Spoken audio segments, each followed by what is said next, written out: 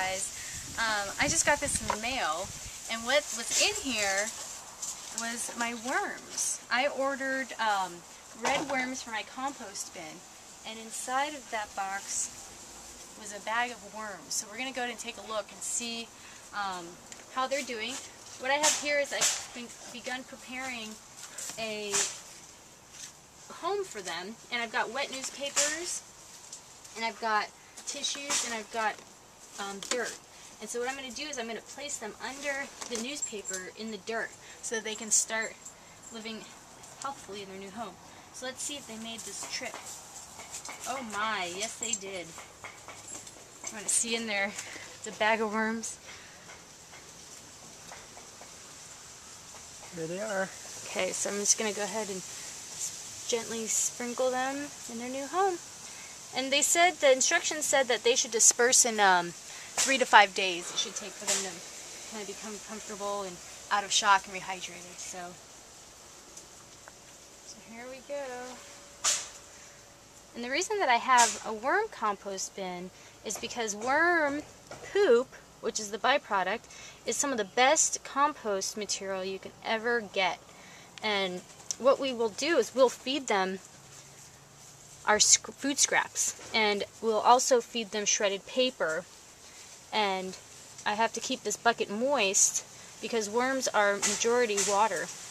Wow, there's a lot of them. I ordered 1,000 of them. There seems to be about that much here. But they'll eat a lot of food. Okay. They don't want to come out as easily. That's a lot of worms. And I actually really like worms. They're so gentle and quiet. If you put your ear up, once you get the whole, look at that! Oh, that's a lot of worms. Oh my god! Hey, show me again, I missed it. Ooh. Ooh. Look at all that. I'll gently try to pry them in there.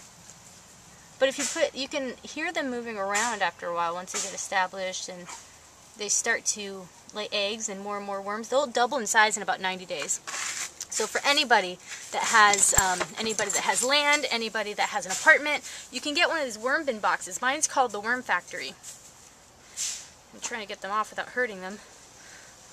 Mine's called the Worm Factory, and it's like 4 different plastic layers, and it has a spout at the bottom to collect the worm compost tea because it'll be liquid from all the water I add. So, so this is how you get worms. You can get them also at the garden store, but I ordered mine online. Because the nearest town where I could get them is about 30 minutes away, so I thought I'd just order them. So I'll keep you updated on how it's going once we get them transplanted and nourished and comfy in their new home. You want to show us how the worm home works? Yes. Okay, so all the worms are now in their new home, and they are already, as you can see, they're going into the dirt and starting their new life. So what I'll do now is I will go ahead and start bringing out some food scraps, and I'll start putting food in each of the corners and rotate it so that I can get the vermicompost from where the food used to be.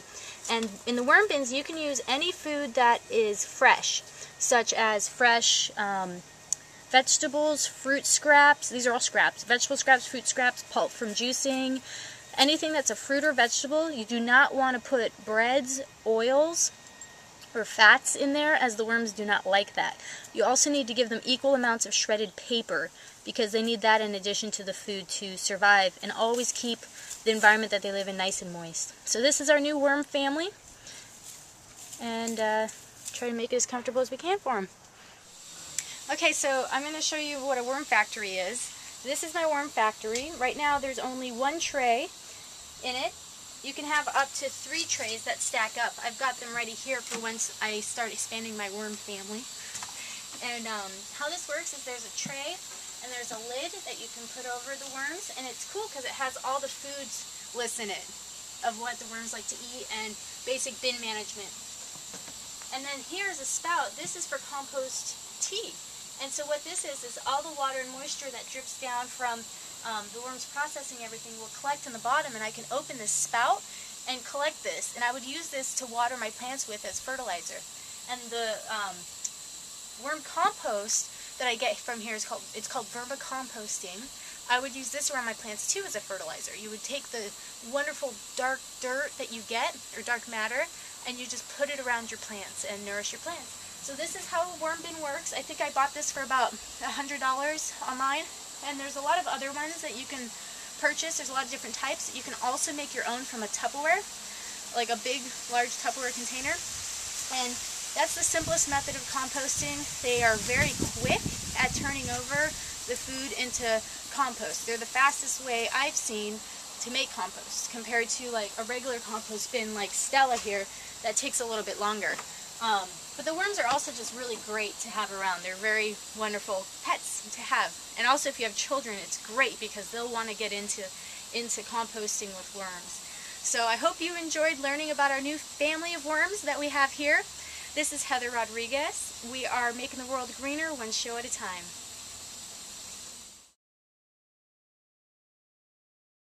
So what you need to make homemade dishwasher soap is you need vinegar, white vinegar, you need Dr. Bronner's Castile soap liquid, and you need water. So for the recipe, you need a container. This is the container I'm going to use. We're using a yogurt container here. So, and I would use glass because vinegar is involved. So we're going to do 3 tablespoons of Dr. Bronner's. And of course you want to have a bigger container of Dr. Bronner's, but this is our little travel size, what we have left over. So 3 tablespoons of that. Just enough. And 2 tablespoons of vinegar. Put you down for a second.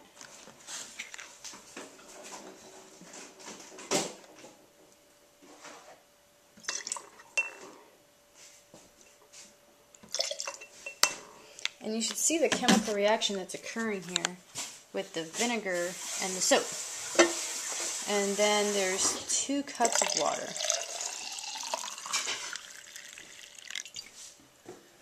Alright, so then you take that and you shake it up. And you want the water to be warm because I think it helps to dissolve all the liquids. So I want to make sure that's tight. And then shake that up. And you notice when you first make it, it's going to have like these weird clumpity particles.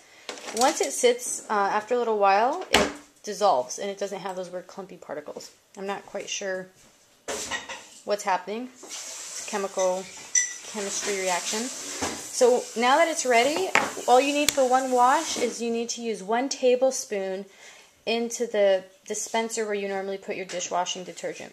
And this can be stored under your cupboard. It does not have to be refrigerated or anything. And it works really great. The vinegar makes the dishes sparkly clear and everything gets cleaned. So it's a really great, cheap, natural dishwashing detergent. This is Heather Rodriguez. We are making the world greener one show at a time.